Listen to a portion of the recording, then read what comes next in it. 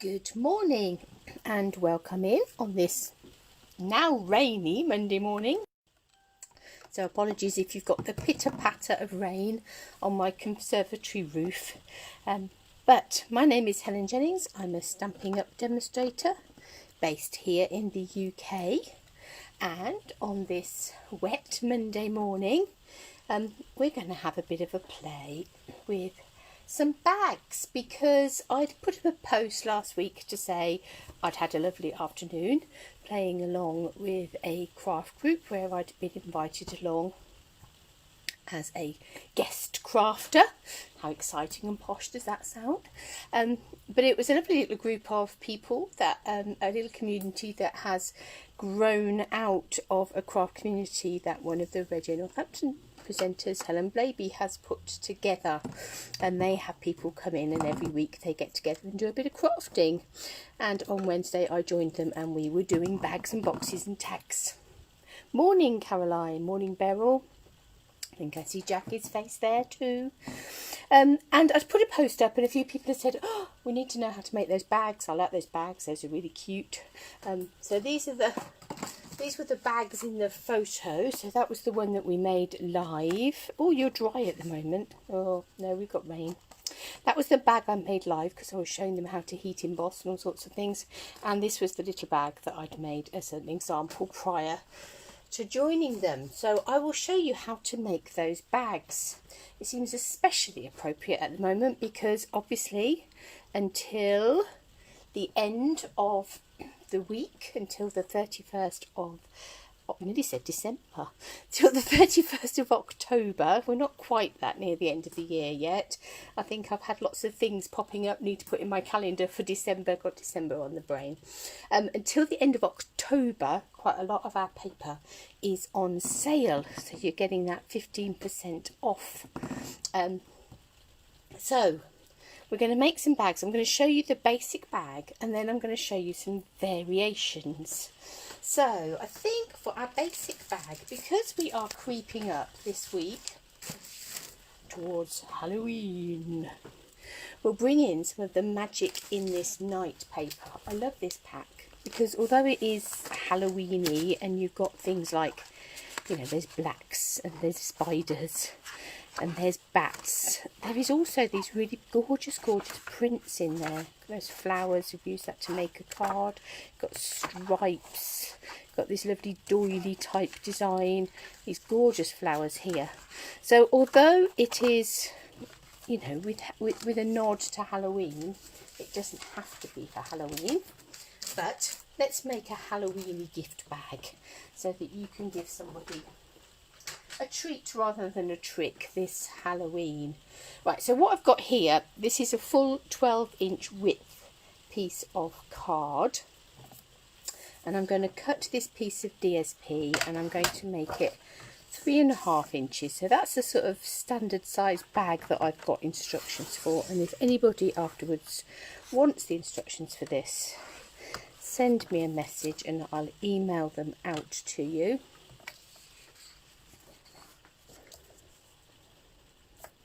Yeah. So there's our spidery paper. And then we're going to need some cards because we're going to need to make a base and we're going to need to make some strips and things to go round it. So I'm going to start with the base. And I'm going to use some, am I going to go rich raspberry or am I going to go, I think I'm going to go Blackberry Bliss. Yes, I think we're going to go darker. Blackberry Bliss. So I'm going to cut this piece of cardstock. I want it to be 5 inches long. And I want it to be 2.5 inches wide. And then I'm going to take my scoring blade and I'm going to score this on each edge at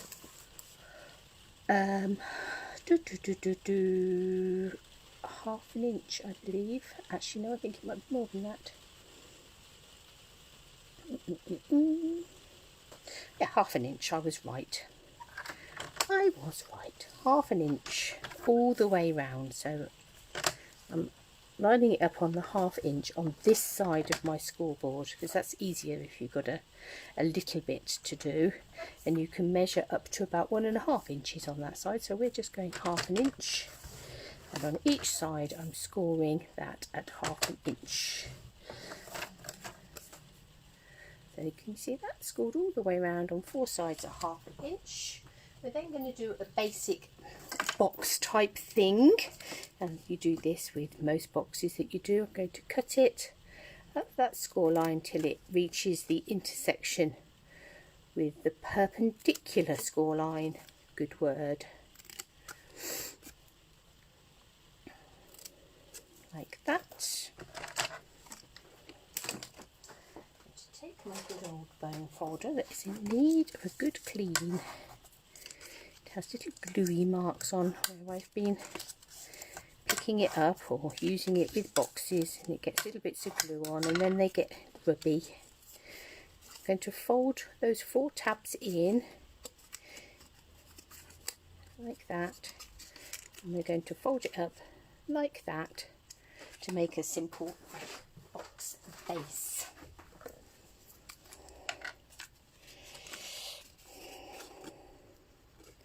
So what came into my head then, I don't know if any of you, I've got sort of, because my children are sort of the age they are, my son is quite an avid Radio 1 listener. Quite a while ago they had a sort of like a jingle thing about a biscuit base, a buttery biscuit base. This isn't a buttery biscuit base, this is just a basic cardboard base. So we're going to tuck all those in, squeeze those edges, and this is going to give us the base of our box. I'm going to leave that. You've got wet too. Oh dear, you don't need wet at harvest time, do you? It's the one time of the year, you know, you need the rain to make the crops grow. You don't need it at harvest time. What I've got here is I've got a whole A4 piece of Blackberry Bliss. I don't know whether that would work with letter size. We'll judge in a minute. When we look at it in a minute, we'll look and see how much of an overlap we get and judge as to whether that will be enough of an overlap for a letter size cardstock, or whether you'd be better off going with a 12 by 12 piece of card. You could always put some strips together. You could always extend them by gluing an extra bit on. That would be another option.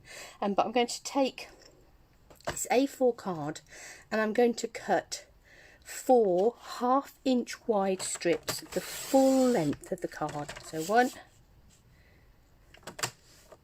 don't have to measure how long it is, we're just taking the full length and it's ½ inch wide. 3 and 4.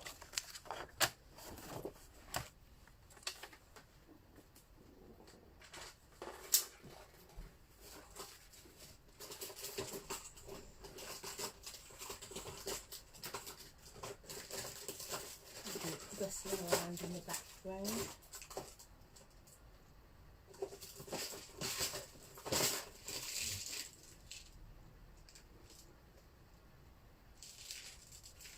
Just wondering if I have.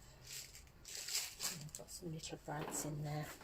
Okay, so we have 1, 2, 3, 4 ½ inch strips of A4 card. We have our little box base that we've made up, and we have our strip of paper. What I'm going to do with this strip of paper is I'm going to take, now for this you can use glue, you can use double-sided tape, you can use your tear and tape. I'm just taking my Stamping Seal Plus.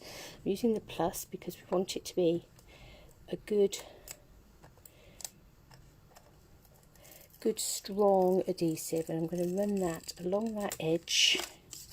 And I'm going to run that along that one side didn't do that very straight. Let's just tuck that all in where it's overlapping, because we don't really want it sticking over the edge.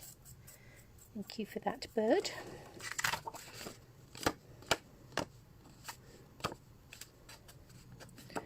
Right, tucked that in. Then what we're going to do is we're going to take our box base, and around about halfway along the short edge, it's not, you know, doesn't have to be exactly, but around about halfway we're going to sit that box on that sticky, you see, about like that, and then we're just going to roll this round, lining that up nice and neatly on the bottom.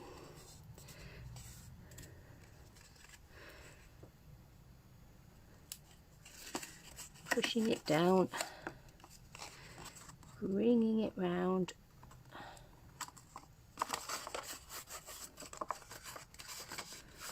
and as we bring this final bit round, that will bring that round there. How much of an overlap have you got there? About 3/4 of an inch.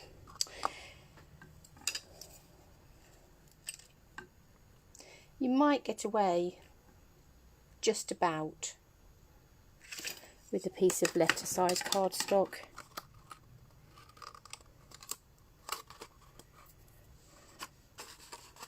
Coming around the top.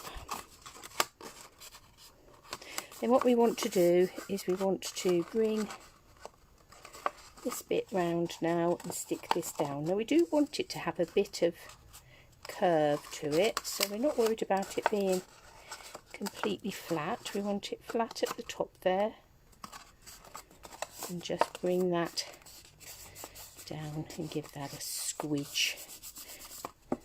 And if we take our bone folder, we can rub that round the inside and make sure that that's all adhering nice and firmly all the way around. And then you have your basic bag in a box. So now we're going to take these strips, and I will take glue with these, and I'm just going to run some glue along here, and then again starting on the side that's already got the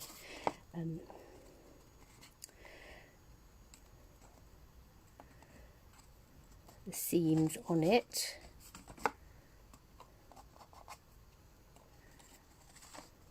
I meant to say at the beginning, I have left my phone on this morning, so apologies if it rings, but I've got a delivery coming today, and it's one of those situations where I have no idea what time of the day it's coming, but I have been warned that if I don't answer the call when they give me my half-hour call, they will abort the delivery and assume that I'm not in.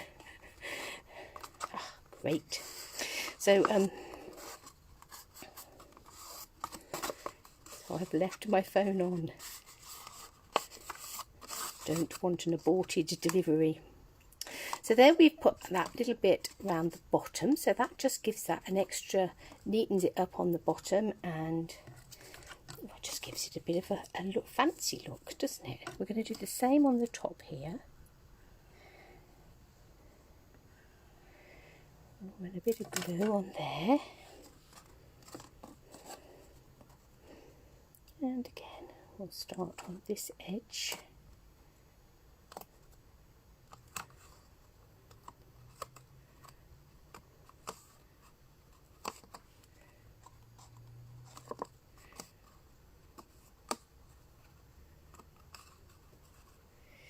Bring it round.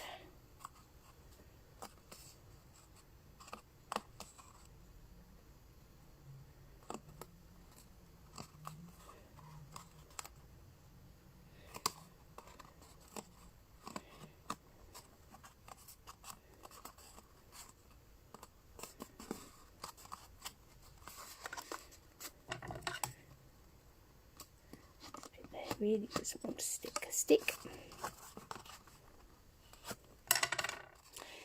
So there we have top and bottom now on our little bag.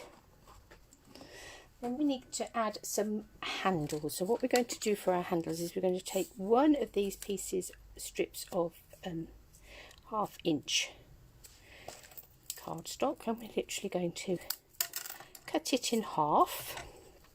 We'll take our bow border and give it a curl.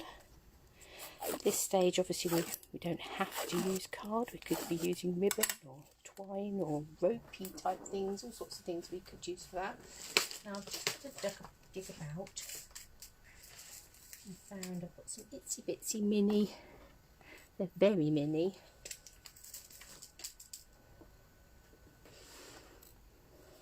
brads just here. I'll take my foam mat and just going to do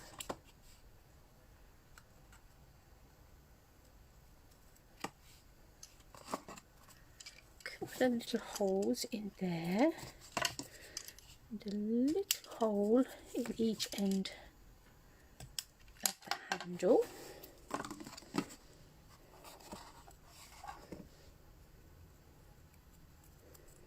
And let's pop that brad through there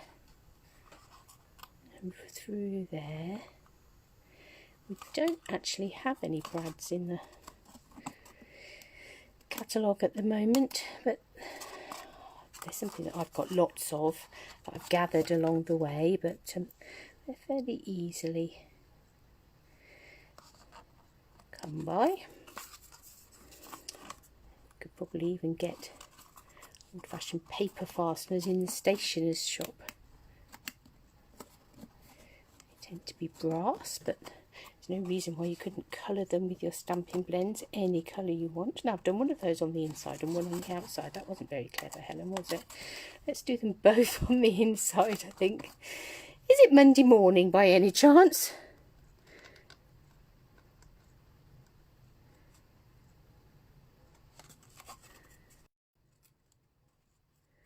I actually was very naughty this weekend, and I worked most of the weekend just fiddling about with things, doing schedules and those sorts of things. But it does mean I come into this Monday morning not feeling completely refreshed and rested.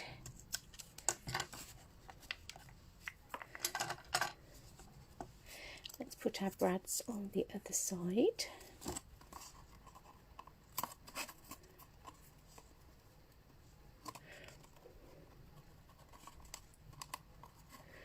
Obviously, once you've got your bag done, you could decorate it with all sorts of things. I don't have the Halloween set that goes with this paper, but if you did, you could cut some. Oh, incoming call. Hang on one moment.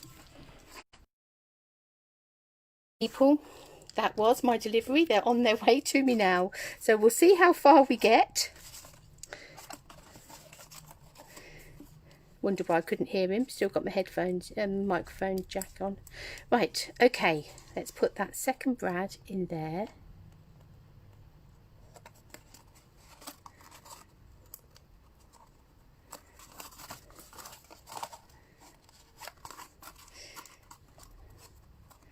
And there we have our first little bag.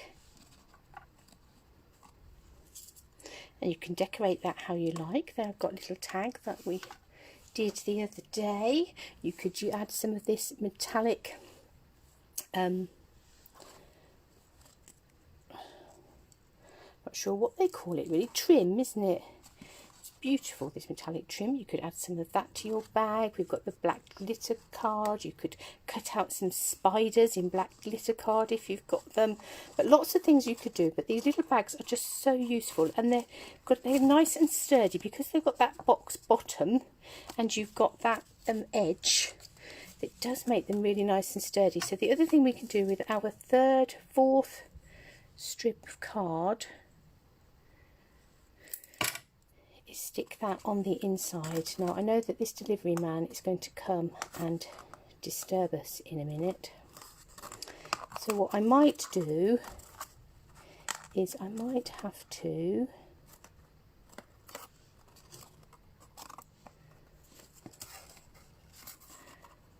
a bit later on in the day just show you a couple more size bags. Let's pop up a video that you can join in with later. So I'm just sticking that round on the inside, and again we're going to press that all round, make sure that that's nice and firmly in place, and then that does hide the other side of those brads, so that does just neaten it up.